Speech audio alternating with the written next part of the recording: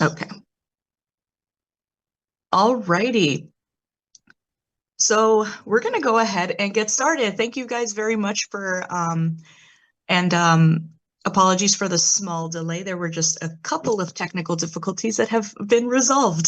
So thank you all very much. I hope you are all having a good morning, good evening, depending on your time zone. And welcome to our information session for the MS in Business Analytics program. My name is Giselle Lopez, and I am one of the assistant directors of recruitment here at the CalStack Graduate School. And I have been the lead recruiter for the MSBA program here in the Office of Admission for about almost the last 3 years now. And I have had the pleasure of working with our co-directors, one of which is here with us here today, Sina Ansari. So today we're going to be learning from him about the MSBA program.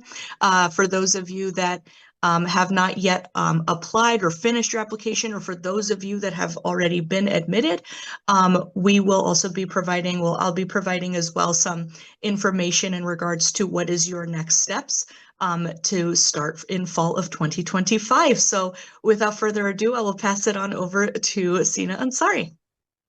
Thank you, Giselle. Thank you for the invite, and thanks everybody for joining us. Good morning, good evening, wherever you are. Glad to be here for another introduction to the Master of Business Analytics at DePaul. So I do see that there are a few folks who are already joined, and there might be new folks joining us. For those who joined, do you mind sharing in the chat, where are you joining from? So where are you from? Recording in progress. And let's have a little bit of a ice-breaking activity before we start jumping into lots and lots of information that hopefully would be useful for any of you, no matter where you are in the process of enrollment. Yes, we have Jenny from Chicago suburbs. Welcome, Jenny. So good morning. Let's see if others can also tell us where are you joining from. That would be nice. India, welcome. Bangalore, nice. Nigeria, beautiful. Great. Great number of people showing up, and thank you so much, Ghana. That's great. That's great. So thank you so much for joining us from pretty much all over the world, and appreciate all the time. So I will be going over a couple of different things today. So I will tell you a little bit about the business analytics, and hopefully give you some insight about the market, job market specifically, based on the most latest available information in United States specifically. And then I will talk a little bit about the program, what do we offer, a little bit about courses, about the resources that are available, and some success stories. And then if there is any question or anything that you would like me or Giselle to talk more about, I would be happy to, and we would be happy to go over.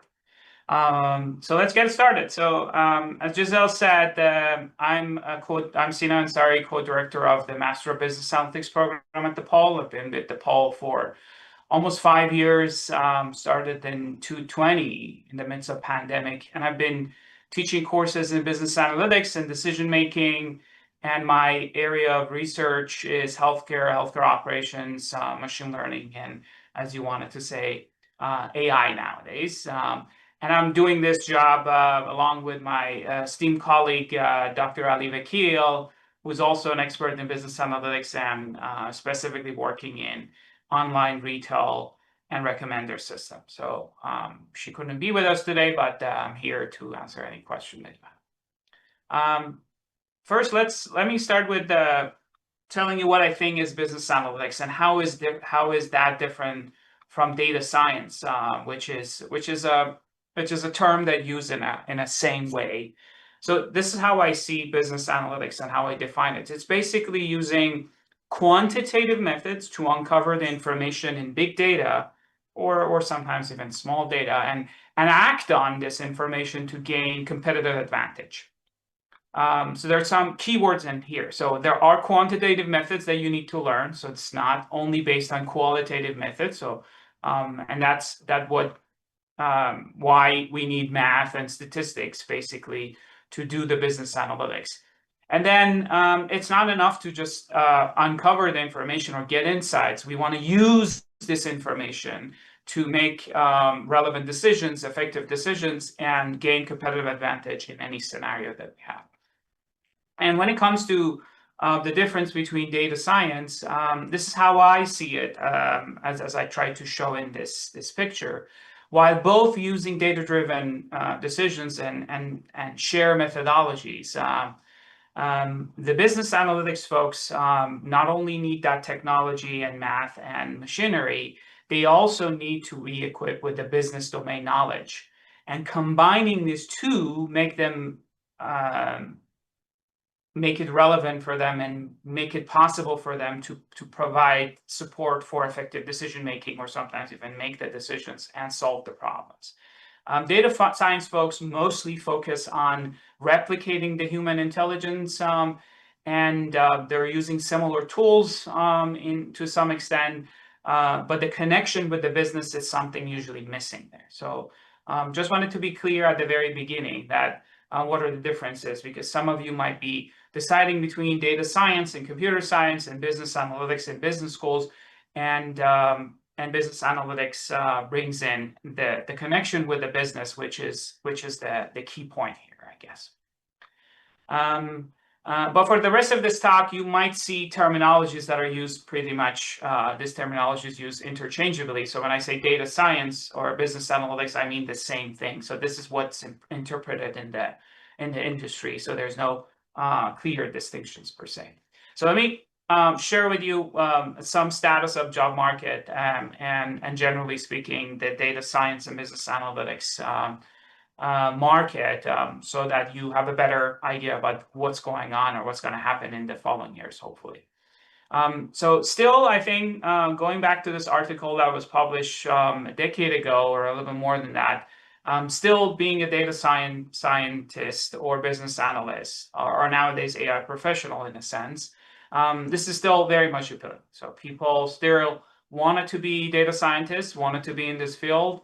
And looking at the U.S. Bureau of Labor Statistics estimations and forecasts, data scientists are among the 10 fastest growing occupations. And you can see that even statisticians are on there. So pretty much anything related to data and data analysis is on the radar when it comes to job and growing occupations. And you can see that the employment changes expected to be very large. So the percentage change expected to be 35% increase in the following 10 years. So when it comes to careers that are available to a business analyst or again, data scientists, you can normally fit into two different type of job categories. You could get a job that is a business role, and that's something that is unique to business analytics, and data scientists probably would not be able to do that. And this is a kind of business role that is supplemented by analytics. So there are a lot of jobs like this in finance, healthcare, sports, retail, tech, and so on. So you need to be equipped with those business analytics tools, but your function is an important function of business in your company. There are also roles that analytics is its focus, so analytics roles, as I call it. And the type of jobs that you see in this area would be titles like business analyst, business intelligence analyst, analytics manager, data analyst, data scientist, data engineer, and that kind of roles. So as a graduate of a program like what we are offering in Nepal, you can fit in both categories. So this is something good to know. Let me share with you some trends in the hiring and education and salaries to give you a perspective of what's going on in the market. So first of all, we are seeing the traditional MBAs to kind of going away, not entirely, but moving toward more quantitative master programs. And this is something that would be should hopefully convince you that choosing business analytics as a master's would be a good idea because it's more specific and quantitative. The recent survey shows that the skills and expertise that company are prioritizing in their new hires are mostly technical skills. So there are need for soft skills and leadership skills, but they are looking for people who know technical skills. So that's something that is seen in recent surveys. And this is a survey from Birchwork, a company in Chicago, that we're saying in the quarter 3 and 4 of 2024, there is this appetite by companies to hire and extend their team, or just have the certain hiring goals that they have and hold steady on that. So while the job market might be changing and there might be some layoffs and you're hearing it, the effect of AI and all sort of things, when it comes to data science and data analytics and business analytics per se, we are saying that we are seeing a growth in teams, or at least steady hiring as opposed to drop. So this is something to be acknowledged. And if I wanted to compare the salaries from 2023 to 2024, this is the latest data that is available. 2025 is still not available. You can see that on the left-hand side, you see different levels of jobs related to business analytics. Again, this is a report by Birchwork. And the levels that normally someone graduating from this program would be hired for is level IC or individual contributor 1 or 2 or maybe 3 if they're more experienced. But I also included the manager level right over here for you to have some idea. And you can see that when it comes to both data science and AI professional roles, we see a steady growth in the salary and mean salary over the individual contributors. There's some leveling when it comes to management level, but when it comes to individual level, if you can see that this bars with the darker blue is a little bit higher than the other ones. But this is pretty steady. So there's no unusual behavior, at least from 2023 to 2024. If you look at the salary across various industry, you can see that pretty much, and this is only for the individual contributor 2 level. You can see again another pretty steady results. People in tech normally are paid a little bit more, but generally speaking, the level of the salary, as you can see, is right around 125K when it comes to the data that they had. If I wanted to look at the salaries by region, this is again the left-hand side showed the data science individual contributor 2, and right figure shows the AI professional individual contributor 2. The mean salary, you can see that as expected in the coasts of the United States, the salaries are a little bit higher because the cost of living is much higher. And in Illinois is pretty much around 120 for data science type of jobs, which whenever you are graduating on a business analyst, that would be pretty much around the same. One other interesting thing that I can see in the reports, the recent reports, is that majority of those who are being hired in that data science professional and AI professional roles are at least having a master's degree. So you can see this large bar charts right over here. So this is telling us that you're here for a right reason. So you need to have a master's degree to be hired for that levels. It's not enough to have bachelor's. Sometimes for AI professional roles, you need to be more advanced in your knowledge, and PhD degree might be needed, but you can see that most of those positions are filled by master level people. So that's an absolute necessary thing right now. And the final graph that I want to show you is the comparison of area of report or degree of those people who were filling out the surveys. You can see that the large number of people are graduating from business school. Again, showing the need for people who know the knowledge of business in addition to those machinery and technical roles. But the other observation that we can see here is that they're coming from very different backgrounds. So it doesn't matter what's your background, you potentially can be a data science professional if you get the right training. And that's something that we care a lot and consider when it comes to our program. So we are not having any assumption of your background. So no matter if you're coming from social sciences or psychology or engineering or economics or finance or marketing, we try to just make our program adoptable for you, and you can easily get adjusted. So all of the preliminary courses that you have to take are designed such that you can get on board very fast. And that's something that you can see in the courses for sure. So that's pretty much an overview of the market I wanted to share at the very high level. To just give you a little bit of a positive news that why you are here is pretty justified, and what we are seeing in the market is going to be at some level stable.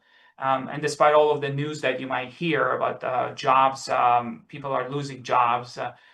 They're losing jobs because there is a need for hire of more advanced people, and that's something that at least I believe, based on the data that is already provided.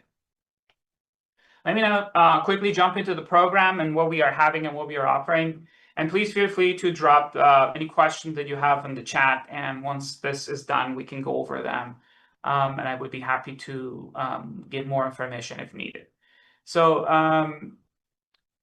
business analytics program at DePaul has been offered for 6 years, almost 6 years.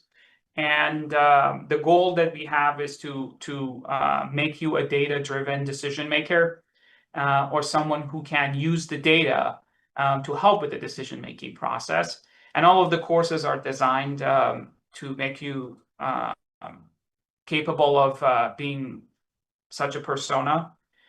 And one of the important things that we are having, and we hope to be able to use, and we've been using it, is the fact that the school and the program is in the heart of Chicago. So you have access to many companies around us. We are working with many companies in our program and in our classes. We are inviting many folks from different companies, from Aon, Boeing, JP Morgan, Morningstar, United Airlines, Reyes Holding, Protiviti, and you name it.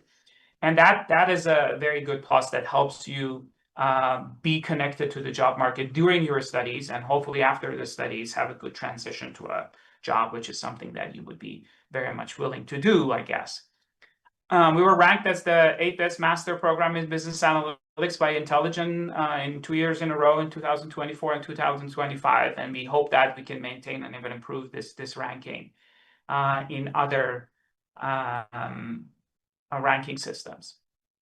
So in order to make you a data-driven decision maker, these are the 3 levels of analytics that we cover in our courses, and this is how we are training you to be ready for the market. So, and this is normally how analytics is organized. So we have descriptive analytics, which at the very first level focus on data gathering, data visualization, creating dashboards, and you will be exposed to techniques in the description analytics, data management. You will be introduced to different softwares, from Power BI to Tableau to SQL or SQL Server, and others in courses like the ones that I named it. And then once you have a good knowledge of data wrangling, data cleaning, and data visualization, you will be taking courses that are mostly focused on predictive analytics, which helps you forecast, tell what's the future like, or just have some idea about the future of the setting that you have, using techniques that you learn in courses like MGT 585 or MGT 594, which you learn machine learning and AI tools inside. And then finally, we equip you with tools for prescriptive analytics, because that's the highest level that you can assume for analytics, going from the data and what's going on to forecast and then move on to the decision is the goal that we have. So there are courses that are designed for you to learn from the business perspective how you can now prescribe some course of action using all that analysis that you have done. And to just give you a snapshot of the courses that you take, you need to take 9 core courses, and there are options for 3 elective courses, total of 12 courses to finish up this program. Normally, people doing that in a year and a half or 2 years, or sometimes even shorter if they want. And the good news about most of these courses is that they're pretty much offered every single quarter. There are some of them that are also offered in summertime, depending on the needs and availability. So we have some introductory fundamental courses that you can see on the top, the statistical tools for business analytics, fundamentals of business analytics that you take normally in your first quarters. And then you have some advanced analytics related courses that you take: machine learning for managers, decision making for managers, database management, and data visualization. And then there are some courses that are focused on business side of things, like business performance analysis and project management that you take. And you wrap up with a capstone project where you work with some teammates, work on the real life projects with a company that is assigned real data, and you will be presenting in front of the company, just like as a consultant, and putting together whatever you learned in all of those courses in action. I actually was in the final presentations of the capstone in the past week, and it was very impressive, and I will show you some pictures later on. As I said, in addition to this 9 courses that you have to take, there are options for you to take electives, 3 electives at least, and there are several different career paths that you can take these courses from, depending on what you want it to be, get a little bit more expert in or expose yourself to. You can just choose a career path, or you can just mix and match, so you can just choose any courses that might fit you. And we have career paths in AI and data science, computer science, if you wanted to be going into computer science or information systems, marketing, supply chain, healthcare, HR, human resources and management, economics, and finance and accounting. These are all available. And we are now in the process of revising those career paths to be more relevant and matching the industry needs. In addition to those courses and the coursework that should be your primary focus, we do have some additional resources to help you with the process. Along with those training, you need all of these resources to be successfully finish up the program and hopefully find the good relevant job. And so I want to go over the detail of each one of them, but these are pretty much the snapshot of all of the resources, or some of the resources that I wanted to emphasize, from career advising to course advising to all of the resources that are available to you to be successful. So let me jump into this a little bit quickly. So the first thing that I wanted to say is that Career Management Center that we have, there is a dedicated Career Management Center for our graduate students at College of Business. There are hugely relevant and trained people who are working in this area, coaching you through the career office. They help you with the resumes, help you with the resources that they have to just get you ready for interviews, for example. And also they have a very attractive platform for job and internship opportunities, which are dedicated and specific to our students. And all of the jobs that we see would be also put down. Then you can just create your profile, and if employer looking for a new hire, they can use this platform as well to get connected. So Kelvus Core is that services that they provide, and they use 1220 as a platform to get you connected to companies for jobs and internships. And of course, our faculty and our staff at the department also here to help you. I personally post many positions on my LinkedIn to make it available to our students as well. So if you want to learn more about the Career Management Center, I encourage you to scan this QR code and go to their website, or just simply Google Kellstadt Career Management Center and you will see their website and you see how amazing they are. We are so lucky to have them and they're doing a great job. We also have a dedicated advisor for our MSBA program. Dulce is the most precious thing that is happening to our program from the advising perspective. She's super approachable. She's available to meet in Zoom and in person. So if you don't know what courses to take or when to take it, or whether this would be offered later, or whether this is a good course to take at all, and any other information, you can schedule a call, email her, and just meet with her to just get the advising needed to choose the courses and your career paths. And for those of you who already admitted and are still debating about what courses to take, you can reach out to Dulce and she would be happy to help you. In addition to these two great resources for advising and career, we do have a couple of different things that we think it helps you with managing your process and improving your experience in the program. We do have an online homeroom that you will be added at the beginning of the quarter that you enroll. Here we do have resources for you in terms of different things to get you on board, to inform you about events, to connect you with Career Office or any resources that are available for career. We do have a boot camp also available inside the MSBA online homeroom that gets you started with business statistics and R. And we are working on adding Python to it as well. So these are async programs, so you can easily go through the material. There are videos, there are homeworks, there are exercises for you to get yourself ready for start of the quarter.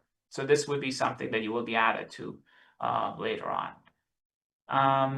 We do have a tutoring program for MSBA students. If you're taking core courses and you struggle, especially if this is new to you, we do have some dedicated tutors who are usually second-year MSBA students who already took those courses, and you can schedule time with them and meet with them and get help throughout the quarter to just get things done, especially if you have some struggles with the technicalities, with coding and all sort of things.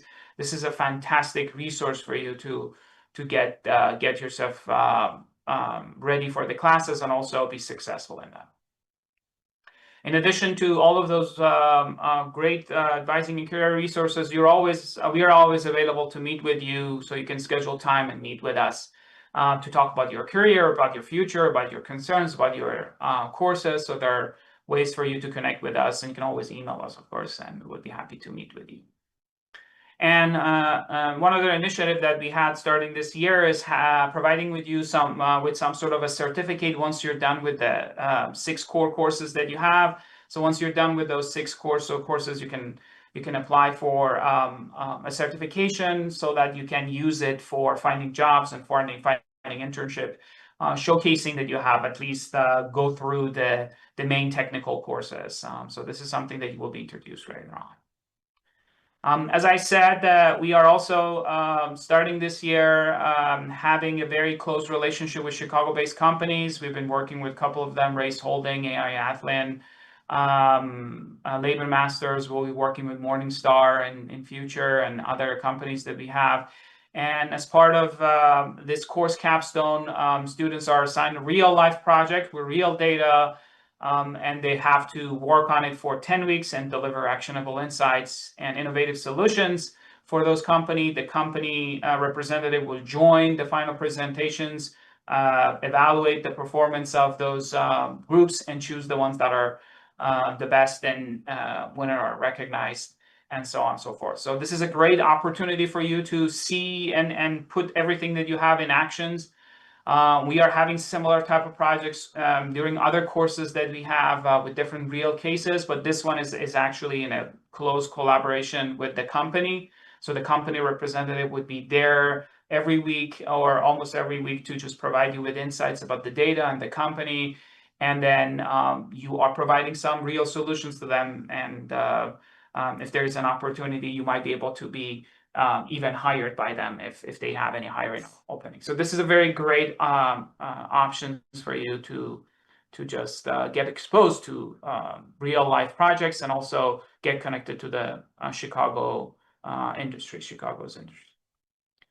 And last but not least, we do have a student organization, Stat Business Analytics Organizations. They are organizing events, social events, professional development events, panels, workshops during the year. You can be part of them. You certainly will see their events, and we encourage you to attend them. These are all for free. And you can just be part of them, part of the organizers, to experience teamwork, working with others, expand your network, and work on great projects that you have. So you will hear from them pretty much during quarters with the events that they have. And in addition to that, we have other events that are happening, but I wanted to emphasize that at DePaul and specifically our MSBA program, we are committed to our students beyond the graduation. So we don't see you as just students. We are seeing you as part of the family. We have a great network of accomplished graduates and industry connections in Chicago that we help you get connected to, and they're here and available to support you throughout your professional growth and development in Chicago and even beyond. With DePaul, I hope that once you join, or if you already joined, you have a supportive community and resources. And our goal is to make sure that you prosper, you become successful in your career journey. I do have students coming back to me even once they're graduate. They're looking for recommendations. They are looking for changing jobs, and they still wanted to meet up. So we are here for them. It's not just like during the trainings that we are here to support. Just wanted to emphasize that.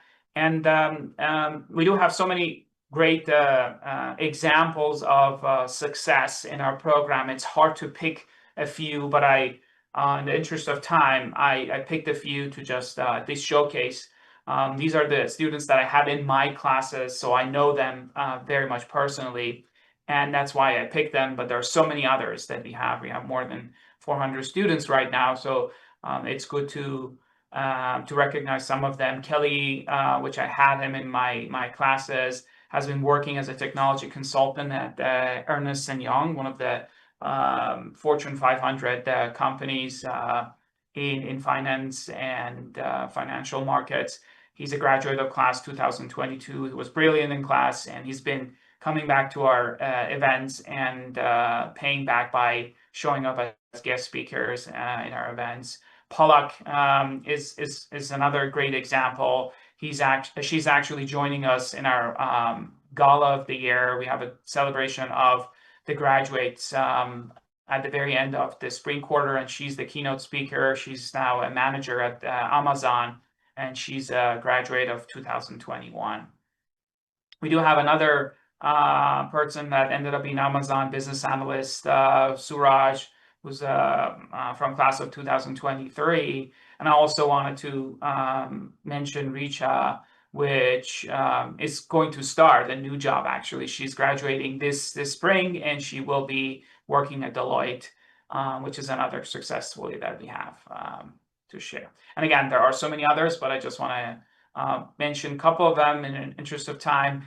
And this is another example of student success that we have. I think it was 2023 that two of our students, Suprito and Shafika, was one of the winners at 2023 Data for Good case competition at Purdue University. And we are so proud of them. I'm actually working with Suprito even after the graduations on some other projects in healthcare AI. So it's a great privilege to have them, and it's always so heartwarming to see those success. And with that, I think that's all I wanted to share with you. If you have any questions, please feel free to drop them in the chat. And feel free to scan this QR code, go to our website. You will see most of this information that I provided on there. And if you have any questions, just let me know. I would be happy to answer any questions right now or offline. Or if you want to meet individually, please reach out via email, and I would be happy to answer any questions or meet with you if you have any questions. Yeah, thank you so much, Sina. If you guys have any questions, definitely feel free to drop them in the chat. If you need to take off, you're not beholden to staying for the rest of the meeting. But if anybody has any questions, you're welcome to drop them in the chat, or I believe you're able to unmute. So if you want to just go ahead and speak your question, you can do so. But as mentioned, you're welcome to reach out to us at any time if you do have any specific questions about the program, or if you have questions about the the admission process, enrollment process, anything like that, you can reach out to the KGSB admissions office, and we'd also be able to assist as well. But does anybody have any questions at this time? And don't be shy. And any question that might be you having in your mind, we would be happy to answer. Or anything that you would like to know more, we can talk more about it.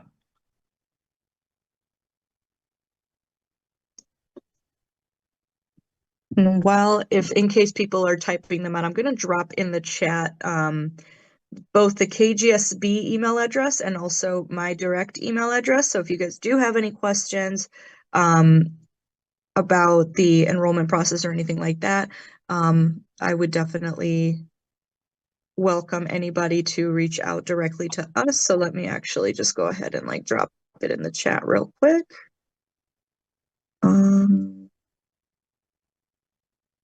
There we go. All right. So yeah, if you do have any questions, definitely do not hesitate. You're always welcome to reach out to us directly. But if nobody has any questions, then let me actually really quick stop recording. Let me do that real quick. Yeah. Yeah, let's recording stopped. There we go. Okay, so let's take a look here. Yeah, here we go. So we do have a question here. So I'm not sure if this is the correct platform, but what are the ways that students can apply for part-time jobs? Yeah, that's a good question. Stina, do you have any? Yeah, that's a very good question. So there are part-time jobs available inside our program. And also, let me just stop sharing and maybe make it easier to connect. That was a very good question, Hitesh. So there are a couple of ways that you can use those part-time opportunities. So very specifically in the Department of Management, there is a graduate assistant position that would be offered every year for a whole year. This is a 10-hour per week position, and you will be connected to a faculty, and you will be working with them, helping them with their research or other things. And this is something that once you join, you most probably in your second year, you will apply. Usually the deadline is around the same time, June, and then you will be informed in August whether you would be selected. It's a competitive position because it's come with some tuition waiver, but it's something that is available, and many of our students are working with us through that platform. So that's one thing. The other thing is that there are other part-time positions available as a graduate student worker inside school. You can work and sign up for that. There are different institutions that might need some help, and these are different in different locations in school. It can be in the library, it can be our different centers that we have. It can be the front desk of the Department of Management. So these are also available, and there is a platform that is available to DePaul students, which is called scholarships, which you can find all of those positions and apply for it. We also try to share those positions in our home Loom that I showed earlier, that you can find them and access them. In addition to all of this, there's also an option of working with faculty if they have research fundings. They usually post the needs that they have on social media, on LinkedIn, or if you already been in their classes, they might reach out to you to work with them in future as a graduate assistant. I personally work with few people in different projects that we have some grants for, and they are working mostly as a research assistant per se, they can use this time for doing that. There are also some internship options that is offered by our Coleman Center of Entrepreneurship. The summer programs are available to our students, and they actually pay the Coleman Center pay a stipend to students, and they match the students with companies to work for them during the summertime. And I just for the sake of sharing that information, I'm just sharing that information with you on in the chat, so you can see that there are options like this. And that's about it. I know that many of our students are working with faculty even outside of business school in computer science. So depending on your skills and interests, there are options for you to do part-time positions in school. And there are a variety of things. Some comes with tuition waivers, some is part-time payment. And definitely you need to check with the international office if you're international students about your work eligibility and the requirements that you have. But there are many options that you can use as part of that process.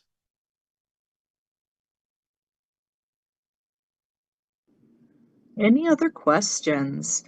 I've got a question. Can you hear me clearly? Yes. Yeah. Okay. Good morning. I'm Hi, Emmanuel Tico. Thank you very much for the presentation. Really informative. I just have a question with regards to just the living situation. That's my first one. Like, where would the housing be? I'm not sure if there's a question that's specifically within that you guys can possibly answer. And then also, the next question that I have is, what are the possibilities of even, like, I don't know, deferring an application? How long could you possibly defer it for, and what is the process for that? Yeah, that's a good question. So as far as housing goes, we do have housing usually available in either the Lincoln Park campus or the Loop campus. So normally, from my understanding, it is a first come, first serve basis. So you would probably need to reach out to the housing department. It's just housing at DePaul.edu to kind of get with the official formal process of applying for on-campus housing. You can also find the rates on the website as far as, the University Center is the building that is in the Loop campus that if you wanted to stay in the area of where CalStat is. Otherwise, you could see what, apartments or dorms are available in the Lincoln Park campus, which is like a 25 minute train ride a little bit north of where the CalStat is located. So either option is a viable option. The other option that DePaul doesn't really have oversight over is, outside apartments. So like if you were to find an apartment in the city, we don't have any kind of oversight on that. So we can't really say as far as like what rates are or like what apartments have, availability. You would have to kind of independently go through that. And some students prefer to do that because like maybe if there is if there's like an available like house or complex that allows for multiple roommates, that can significantly lower the housing cost per student. And there are students that like reach out and connect with one another and, like through Facebook or WhatsApp, and they reach out to see if anybody else is studying at CalStat and, if anybody's searching for housemates or roommates. So that's a possibility, but we don't have any oversight over external housing. But I would start with if you want to do internal housing, with the housing department and seeing what the rates are for University Center or the apartments over at Lincoln Park. And then as far as deferring goes, you are welcome definitely to defer. The policy normally for deferring is one deferral per application, but that really is just like how many times the system allows us to defer your current application. Once you defer once, the system just won't let us do it again. So all you need to do is submit a new application. Your materials, like your transcript, statement of purpose, that will stay in your record. So you don't have to like resubmit that. The only time you probably would have to is if you defer so far into the future that that maybe like your resume needs to be updated, but that's probably the only thing. The furthest we can defer you like a single time. So if we defer you like once, the furthest we can do is a year out. Once you've passed a year, you definitely will need to resubmit that application again. The other thing too is if you submit that enrollment confirmation deposit, if you've been admitted or you've been matriculated and you submit the deposit can only be applied if you defer within a year. So if you apply like from winter to spring to summer to fall to winter again, that deposit can travel up until the following winter. Once you get past a year out, you will have to submit the deposit again. Like you will not be able to get that deposit. So that's what I would just recommend is if you are going to defer that you just take care with how you're deferring and when you do so. Because if you do so, if you do so before a year is out, then the deposit will travel with you. But we can definitely give you that information, but that's kind of the process for how it looks like. Thank you very much. Thank you.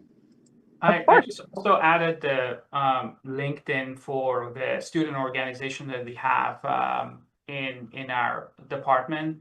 So one other thing that I would add to what Giselle said is that you can always get in touch with them and they might have some resources to share with you where they're staying mostly, if there are any off-campus options that are available. The good news about living in Chicago is that you have many options. And the cost of living is much, much more affordable than bigger or same size cities like New York or San Francisco or LA. So you can find different options. I was a student in Chicago, and there were so many options available that you can just use as a student to have a acceptable, reasonable pricing. But get in touch with those folks. They probably know as well some of the off-campus options that are available. Yeah, definitely. Looks like we had another question that came through. Is it necessary to have prior knowledge of R before starting Management 567? So the short answer is no. The good news is, as I said, as part of the boot camp that you will be added, there is a very short asynchronous introduction to R that you can get yourself familiar to. In courses like MGT 567 and MGT 585, you will be assumed that you have no prior knowledge in R. There's also a course that we have, Machine Learning for Managers, which is Python based. Again, the same thing. The assumption is that you have no knowledge in Python, so you will be introduced to those softwares. But at a very high level, nowadays with all the generative AI tools that we have like ChatGPT and Copilot and so on and so forth, the coding is not the problem nowadays. It's the insight and how to do the things and make understanding of the results is much more important. So we are in the process of incorporating those tools inside our courses to make it easier for you to do the coding and everything else. There are some exercises in my classes that I will ask my students to actually use those generative AI tools to help with the coding. And we are encouraging you and helping you with using them in a proper way, because we don't want to jeopardize your learning as well.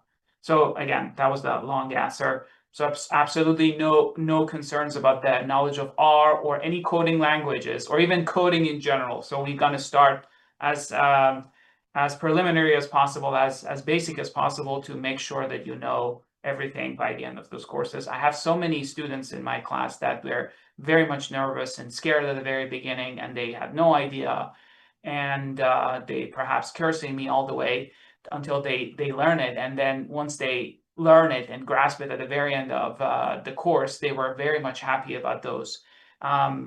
Actually, one of them just got an internship in Apple, and she's going to Texas. And at the very beginning, she was so nervous about R, and now she's going to use that knowledge in her internship this summer. So this is a kind of exposure that you will be expecting. So no worries about your previous knowledge.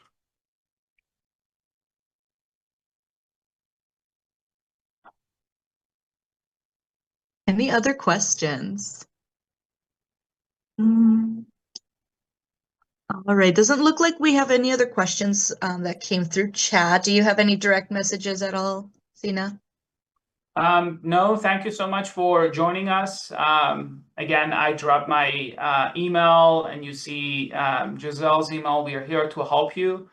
As I said, I wanted to emphasize that we would love to think about you as a family once you join us. And once you join us as a family, you have our full support. Even right now, you have our full support to just know about us and know about our program. So if you have any questions further, and if you are debating about things you would like to chat, or you would like to meet, or you would like to just ask questions through email, just feel free to do that. Good luck with your decision. And if you're joining us in fall, or already joining us in summer, welcome.